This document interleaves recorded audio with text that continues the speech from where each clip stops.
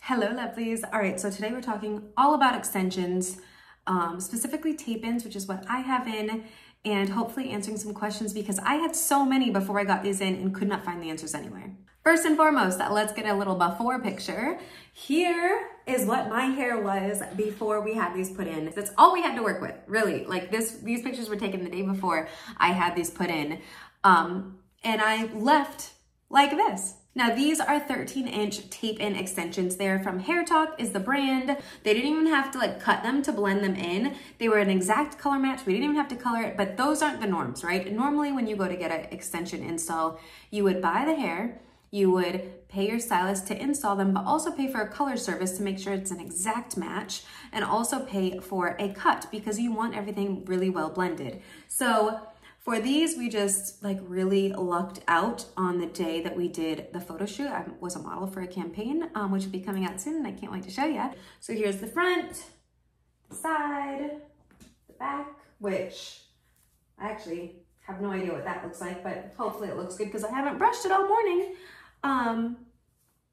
But it's just, I'm mind blown at how good it is and how just natural it feels. They do not feel heavy. That was my main concern, was that they would feel heavy or not comfortable on my scalp. They feel great. I can still play with my hair. I don't feel funny doing it. They don't feel like they're tugging on anything. The biggest learning curve I've had to undergo with these is drying them, the dry time in general, because I naturally have very, very fine hair and it's somewhat thin. So my hair dries really quickly. However, these extensions are pretty dense and obviously there's more length to them and they're just not as fine. So it takes a lot longer to dry. But once you get over that and you can just hair flip constantly, it's a small price to pay. For my install, I have 35 of the little sandwiches, which are essentially one piece of tape with the hair embedded in and another piece of tape, and they take a little slice section of your hair and they sandwich it in between those two tapes. That's how they're secured to my head. I have 35 of those. 6 of those come in a pack, so I took about 6 packs to do my head. And the hair is not cheap. That is the biggest expense of an extension install. These, like I said, are 13 inches. These are the shortest tape-ins you can get with HairTalk.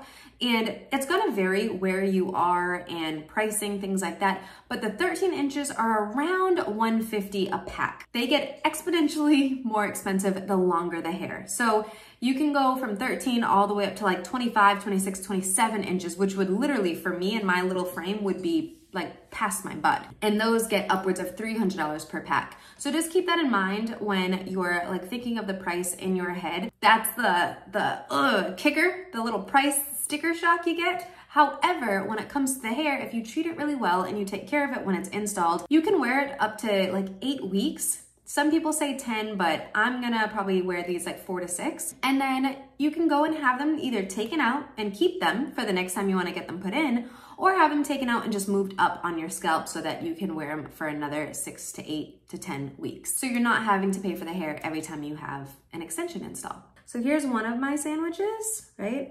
That's what they look like. So yeah, that's it.